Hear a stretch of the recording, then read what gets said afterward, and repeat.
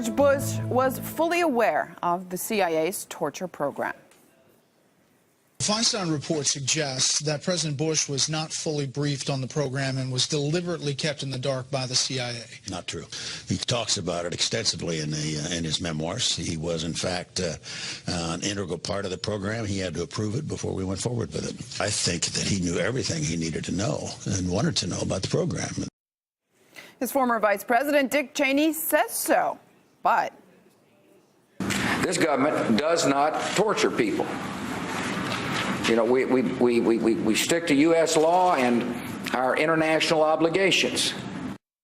Well, the head of the CIA is trying to tell the world that the CIA did everything right just as we speak, as if it wasn't embarrassing enough. What will America tell the world? When you call for accountability for rights abuses in other countries, how you're going to be able to do that without being essentially laughed out of the room?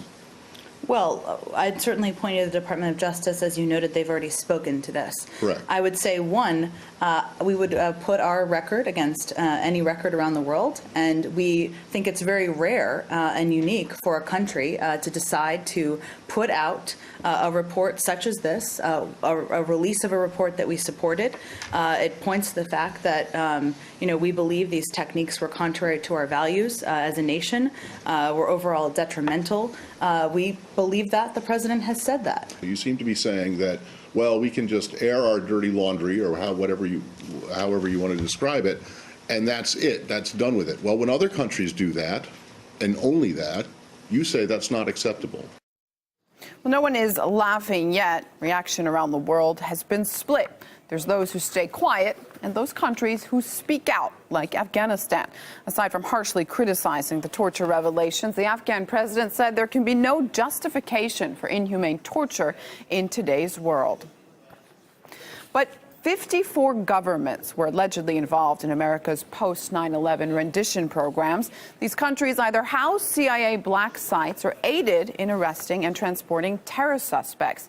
Lithuania is asking Washington whether it tortured prisoners on its soil. After years of denial, Poland finally admitted it did allow a CIA prison on its territory, but most European partners seem reluctant to call out their beloved #1 ally. So we wrote to over 20 of them. Less than half answered. Lithuania replied with a condemnation of the human rights violations and added the country has launched a probe into allegations of transporting CIA detainees on its soil. The Czech Republic, they told us they have no official statement on the torture report. That simple. And the UK basically told RT to refer to the Prime Minister's initial statement that torture is always wrong. Well, UK Deputy Prime Minister Nick Clegg agrees with that, but also says once current investigations wrap up, he's open to a British version of the torture report. I think once the police investigations are done, once this report from the Intelligence and Security Committee are done, we should keep an open mind, if we need to, about moving to a full judicial inquiry if there are any outstanding questions, because I'm like everybody else. I want the truth out there. Truth could mean delving into a British role in torture. The UK has already been accused of a cover-up concerning allegations of aiding CIA rendition on their island territory. Diego Garcia. Joining us in the now is British investigative journalist Tony Goslin. We're also asking our audience on Twitter and Facebook whether they believe a UK torture report should be launched, and their comments will appear on the bottom of the screen. Tony, Nick Clegg has suggested a case might be made for a full legal inquiry into British complicity in torture. How much of a case could there be considering the UK's alleged involvement in extraordinary rendition after 9/11? Well, I don't think the involvement is just alleged. We clearly have been involved. There's quite a lot of evidence for that. And also certainly helping in torture. We had the case of Binyamin Mohammed, who had some horrific torture done to him, whilst our secret services, MI5, I think in that case, were actually present in the room and giving the torturers the so-called information which they were using to try and interrogate this poor chap. Now, look, if I was to kidnap or torture somebody, I'd hope anyway, that I would be prosecuted and put in jail for decades. So what we're talking about here is systemic cover-up, state terrorism and war crimes. And I think it's probably fair to say that this is the biggest scandal that's come out of the September the 11th attacks. And I think it should also force us to relook at those attacks and see if we've got the response to them right and even understood what happened that day. But it's quite clear with rendition specifically that certainly had been going on with British complicity. And I'd also point to the crash of a Gulfstream jet back in September 2007. One of the jets which had been used for this rendition program had been spotted by plane spotters in various countries. This same Gulfstream jet crashed in Mexico, and 4 tons of cocaine were found on that plane. So I think what we're looking at here is basically a criminal elite and the criminal misuse of the secret services. And the reason why the Labour government, sorry, not the Labour government, the Labour opposition here in Britain hasn't had anything to say is because they were involved with their David Miliband, the brother of the leader of the opposition here, being the Foreign Secretary at the time, actually complicit in covering up torture back when Labour were in power. Nick Clegg said he's confident UK agents are not using torture. Are you? Not at all, no, because there is no proper oversight of our secret services here in Britain, particularly, I mean, even Sir Francis Richards, the former head of GCHQ, was saying that Sir Malcolm Rifkind, who's chair of the Intelligence and Security Committee, shouldn't really be doing that job because he's a senior Conservative, and actually what you need is someone at least who's opposed to the present government, some kind of opposition figure, for example, to oversee our secret services. We've got no proper oversight at all here of secret services, so I'm not at all confident that this isn't still going on. And we've got a runaway criminal elite using our secret services, it seems, for our own purpose, and no proper oversight by our elected officials. And, you know, the elected officials seem to be very far down the food chain when it comes to this kind of, criminal activity. The gains from it, you might wonder what they are. Well, of course, this is big geostrategic, important countries that are being taken over as a result of these secret service activities. I mean, for example, massive secret service involvement in the takeover of Libya. And we're talking about oil, and we're talking about enormous grabs of national natural resources. We know there will be not one official held accountable after the U.S. torture report. How realistic is it to assume that if a UK probe went through, that British officials would pay a price if it was proved that they knew about acts of or aided any kind of torture? Well, I don't think that at the track record, I mean, let's look, for example, at the Chilcot inquiry here into the Iraq War. We had an extensive inquiry and lots of witnesses, for example, but still the report was never actually produced because it's too embarrassing. I go back again to the sort of almost like the lack of a rule of law seems to be even worse here in Britain than in the United States, because we haven't seen, I mean, at least the Senate Intelligence Committee have produced this torture report. We haven't seen anything of the equivalent lines here in Britain. Let's not forget also that during that running of this inquiry and the report in the United States, it was proven that the CIA had actually been spying on the Senate Intelligence Committee. So I've got very real confidence that here in Britain that this will that there will be a proper inquiry into this at all. And I'm very concerned that there are many people involved on the periphery of, or involved, even if have been in the past involved in torture, who would like to blow the whistle, and they're really afraid to. They're looking at the case of people like Chelsea Manning and Assange, the publisher, and wondering, well, can we actually blow the whistle? I would suggest they probably need to get in touch with groups like the British military personnel, Veterans for Peace, so they can blow the whistle without ending up in the Tower of London, which is, essentially a kind of feudal system we seem to have here, where many of these elites and the secret services, particularly the rich and powerful, are doing so well out of the post 9/11 wars, are above the law. British investigative journalist Tony Goslin with us in the Now from Bristol. Thanks so much. Thanks, Anissa. Russia's isolated. That's the message Western politicians and media are sending But I'm not so sure. Today, for instance, it clinched a huge atomic deal with India to build 12 nuclear reactors in 20 years, plus Russia will be shipping oil to India. That's not enough to prove Russia has friends, I know. But what about Turkey? Moscow and Ankara agreed to build a major pipeline connecting both countries as an alternative to South Stream, plus deliveries via already existing Blue Stream pipeline are going to be expanded. And let's not forget about China. $400 billion gas deal by the Bear and Dragon was sealed back in May. The deal was boosted just a couple of weeks ago.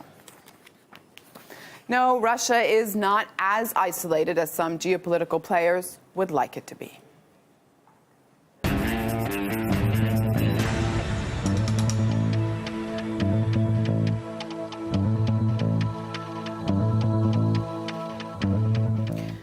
There's a sacred place in Peru, the Nazca Lines in a desert. They are 2,000 years old and form an image that looks like a hummingbird. Well, it's strictly forbidden to even set foot there, and the country's president can't enter without special permission.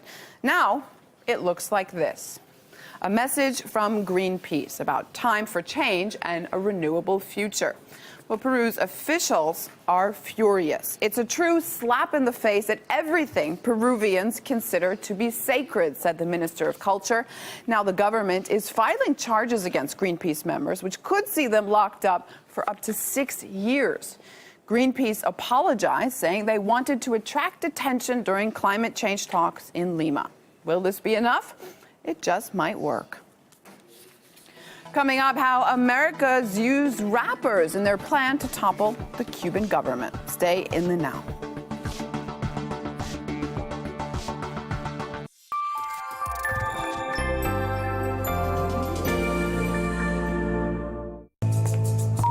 The interview for tomorrow is confirmed.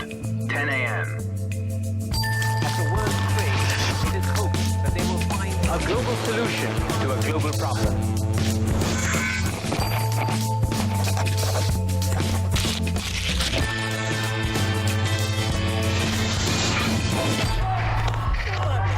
The protesters call for a total revamp of the system.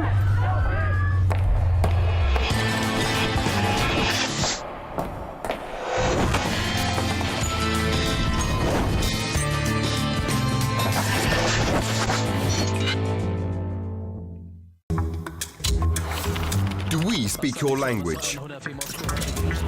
Want news, programs and documentaries in Arabic? It's all here on RT. Reporting from the world's hotspots, VIP interviews, intriguing stories. Are you here? Then try RT Arabic. To find out more, visit arabic.rt.com.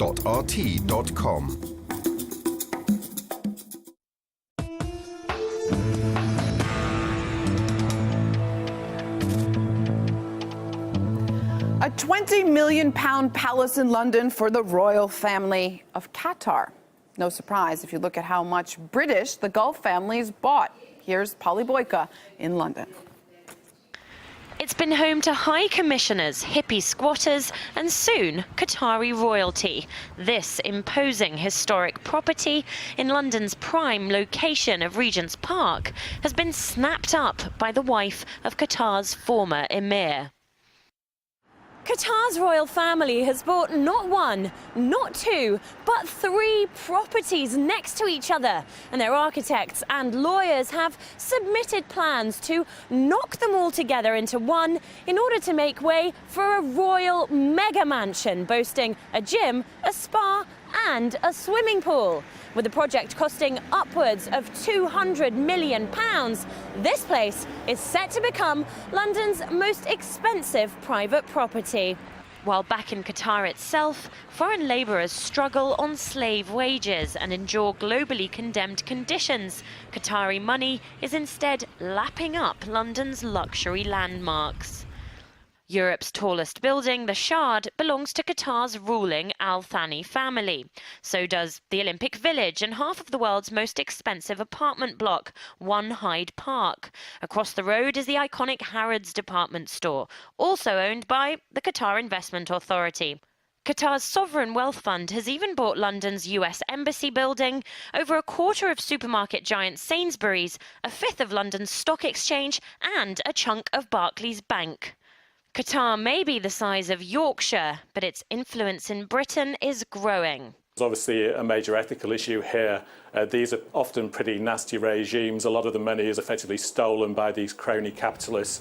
And there's a danger in the longer term that the UK is becoming increasingly dependent on this, if you like, geopolitical power. They protect these dubious regimes in the Persian Gulf, and in return they get this vast amount of investment of capital from the royal families and the various top business people in their own countries. Surrounded by instability in the Middle East, the world's richest country is keen to invest more money in the UK. And aside from trophy assets and companies, the Qatar Investment Authority is said to be looking at pumping its cash into a British infrastructure project next, especially in the energy sector. Reporting from London, I'm Polly Boyko. And the UK leadership likes it. The Emir of Qatar is one of the most welcome guests at Downing Street. Smiles, handshakes, photos, all of that as long as Doha invests. And this, despite some very serious allegations. Qatar is funding the rise of Islamic extremists, cried The Telegraph earlier this year. The publication says it flies weapons to Libyan militias that have been linked to the U.S. ambassador's killing there. Militant groups helping ISIS jihadists in Syria are also getting Qatari arms, according to the paper. Plus, Qatar is failing to take action against a man who the U.S. accused of transferring $2 million per month to al-Qaeda in Iraq. But once again, Qatar invests, so hush. Joining me from London is Danny Maki, researcher specializing in Mideast security. Thanks for being with us. What do you make of these accusations? They are very strong. They're very strong, but they're in essence reality, because Qatar is one of the most significant funders of global terrorism in the entire world. Fair enough, Qatar does have excellent economic relations with Western countries, but it has a policy of double standards. It maintains great relationships with Western countries, and within the Middle East it fuels bloodshed, violence and lots of conflict, as we can see now. From Libya to Syria to Iraq to Somalia, even the Gaza Strip. Qatar has a hand in funding terrorism in the Middle East. There are numerous radical jihadist movements within the Middle East who get funds from Qatar, and the Qatari government have turned a blind eye to Qatari nationals funding these terrorist movements for a number of years now. So, in essence, we must put the blame on the United States of America, which does exempt Qatar from accountability in regards to this matter. Danny, you call this a reality. If this is such an obvious truth, why are we not seeing more outrage over this then? Of course not, because the Western governments at this moment in time have fragile economies. They're struggling, they're desperate for funds. Qatar give them funds. In response, the Western governments allow Qatar to act as will in the Middle East and do what they want, which is in essence a kind of agreement, a political, economic, socio-economic agreement. I mean, Qatar have very well-known terrorist funders living within their country. Such people such as even the US Treasury added that Qatari nationals send up to 1.25 million pounds every single month to ISIS fighters. And this is the same Islamic State which the Western countries are attacking. Well, so that's we could argue, I was just going to say Britain is so sensitive to any terror-related issues. ISIS has killed its citizens. British soldiers are helping to root out ISIS in Syria and Iraq. Surely it would react if these allegations against Qatar were true. Indeed. I mean, Qatari funds are actually killing Western journalists as we speak today. And there is a very much, in the Western media especially, there is a kind of direction which is saying that Qatar is a terrorist state. We can get the statements of Sir Malcolm Rifkind, who was a former Foreign Secretary and Defence Secretary. He stated that Qatar should be sanctioned. And this is, I mean, very, very significant. We could argue today that people who are shopping in Harrods or Qatari-funded places are committing or aiding terrorism in a sense is quite amazing, but this is actually reality on the ground. I mean, Qatari nationals have funded terrorism all across the Arab world. We could argue that groups such as Al-Nusra Front and Ahrar al-Sham in Syria, these are groups who have been admittedly funded by Qatar. Even the Emir of Qatar himself in a previous interview stated that we stopped funding terrorism, we stopped funding extremism, adding that they stopped. Of course, Qatar has not stopped because it has continued funding terrorism. But at the same time, Qatar is playing a policy of double standards. It is almost lying, in a sense, to Western nations, whilst attempting to exert its failed influence in the Arab world. The conflict zones in Iraq and Syria are a very big testament to this. I mean, we could argue that Sheikh Mohammed al-Arifi, the extremist Arab sheikh who was banned from entering London, was invited after he was banned twice to Qatar on government-sponsored visits. So Qatar is very complicit in aiding extremist groups, jihadist groups, and is very complicit in terrorist activities all across the world. This is the statements of the US Treasury, of all people. All right, just briefly, I want to ask you this because you made your point about why Britain would apparently need Qatar for the money. They're investing and a lot of money. Why does Qatar need Britain? Well, Qatar needs Britain, first of all, because Britain has a seat on the UN Security Council, because Britain is a very important country in terms of prestige.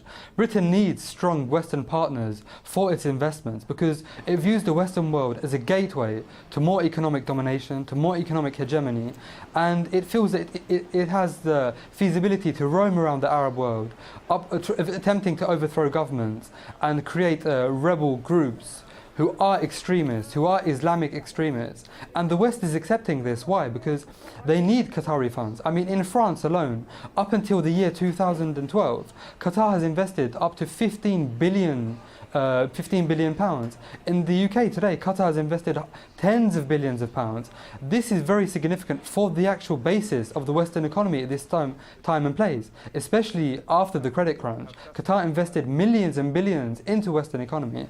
So without that, you could argue that Western governments rely more on Qatari funds than Qatar do on Western governments' political power. All right, Danny Maki, researcher specializing on Mid-East security. Some very powerful, strong comments from you this evening with us from London. Thanks so much. Well, a small victory for Arnold Abbott, a 90-year-old World War II veteran we told you about recently. You may remember him from when he was arrested for feeding the homeless in Florida. It's illegal there. The man is still facing 60 days in jail and a $500 fine. But now, after protests and massive backlash, the law banning the feeding of the needy was temporarily lifted. So for the next 30 days, people of Fort Lauderdale are free to feed the homeless as much as they want in public places. But Arnold Abbott is not planning to give up. He says he's going to continue to stand up for what is right and what he believes in. I'll help the homeless as long as there's breath in my body. I don't intend to stop. My object is to win the case against Fort Lauderdale, Florida, and then go on and try to change these repressive laws that are being done in all of the cities throughout the United States. That's my object.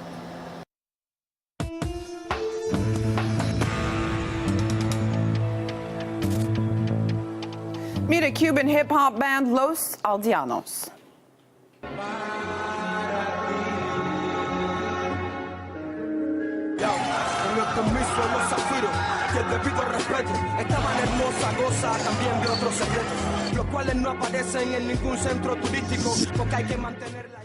Like many rappers, they send a strong message. Dile al capitán que este banco hace tiempo que zozobra y es que sabemos bien lo que nos falta, sabemos bien lo que nos sobra y en tanto tiempo de obras revolucionarias hacer nos hemos dado cuenta que en Cuba sobra gente. Rompí mis cadenas, nadie me para ahora, la calle es mi manigua redentora. Well, the rap duo's popularity peaked a couple of years ago. They took pictures with super Latin American stars, organized concerts all across the country, and there was even a documentary about them. Grassroots guys from the very bottom fighting for justice, equality, prosperity. Nope. They were among other Cuban hip-hop artists on U.S. aid payroll, according to records obtained by the Associated Press. The musicians' aim was to spark a youth movement against the government of President Raul Castro.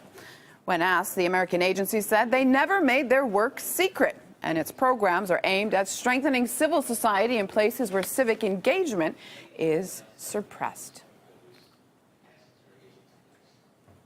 No, your programs are aimed at interfering in other countries. The Cuban government got a sense of this, the danger, so the rappers had to flee to the U.S. Regime change failed. Well, Lori Harfinis is here with all you need to know about a small shop in Mexico now famous after cashing in on a PR stunt that's beating back.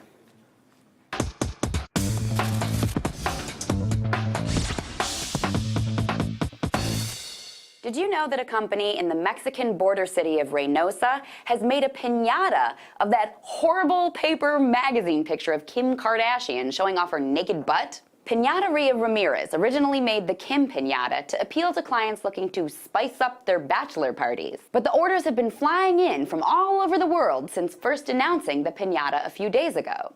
One of the owners said he's proud because the Kim piñatas are even being requested for the Posadas, a popular Mexican festival held before Christmas. And he's also proud because the piñata is generating buzz for his Mexican city that isn't just about murders or drug trafficking. He said, "We're pleased that our city is providing something positive this time." A piñata of a naked woman that people beat the crap out of until it eventually breaks open. That's the positive thing he's talking about. Kim put the picture out there to break the internet with all the buzz she wanted to generate about herself, but instead, people just want to break her open out of annoyance with her publicity stunt, apparently. Unfortunately for Kim, that's probably not the pounding she was looking for. I'm the resident, and now you're in the know. That does it for us this week. Stay in the now online over the weekend, and I'll see you Monday. Till then, it's now or never.